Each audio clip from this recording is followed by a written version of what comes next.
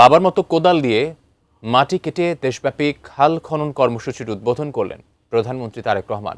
বললেন, কৃষিকে শক্তিশালী ভিত্তি দিতে চায় সরকার। আগামী 5 বছরে 20,000 কিলোমিটার খাল খনন করা হবে বলেও জানান প্রধানমন্ত্রী।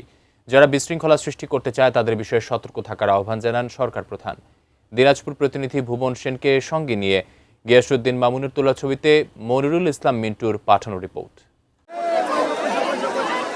দায়িত্ব নেওয়ার পর প্রথম ঢাকার বাইরে সফরে প্রধানমন্ত্রী তারেক রহমান।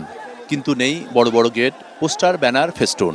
অনেকটা প্রত্যন্ত এলাকা দিনাজপুরের কাহারোল উপজেলার বলরামপুর শাহপাড়ায় খাল খনন কর্মসূচির উদ্বোধন। আগে থেকেই সেখানে প্রস্তুত ছিলেন প্রায় 500 নারী পুরুষ। কৃষি ও পরিবেশ রক্ষা এবং জলবায়ু পরিবর্তনের অভিঘাত মোকাবেলায় 1 মাসের মধ্যেই সারা দেশে 53 জেলায় খাল কাটা কর্মসূচি শুরু হলো। বলরামপুর শাহপাড়ায় খালের পাশেই এক সংক্ষিপ্ত সমাবেশে প্রধানমন্ত্রী বলেন, কৃষক বাঁচলে বাঁচবে দেশ। শহীদ জিয়া, খালেদা জিয়া ছিলেন কৃষকের বন্ধু। আপনাদের নির্বাচিত বর্তমান বিএনপি সরকার হচ্ছে কৃষকের বন্ধু। কারণ একটা কথা তো একটু আগে বললাম, কৃষক ভালো থাকলে, কিষানি ভালো থাকলে এই বাংলাদেশের মানুষ ভালো থাকবে। কাজেই কৃষক ভাইদেরকে আমরা ভালো রাখতে চাই। তিনি উত্তরাঞ্চলের কর্মসংস্থান ও কৃষি উন্নয়নে সরকারের পরিকল্পনার কথা বলেন। নতুন বাংলাদেশ গড়তে এলো জুলফিকার স্টিল। জুলফিকার স্টিল, ইস্পাত দৃঢ় অঙ্গীকার। এই যে এখানে ইপিজির আছে দিনাজপুরে, তারপরে ঠাকুরগাঁও আছে, পঞ্চগড় আছে।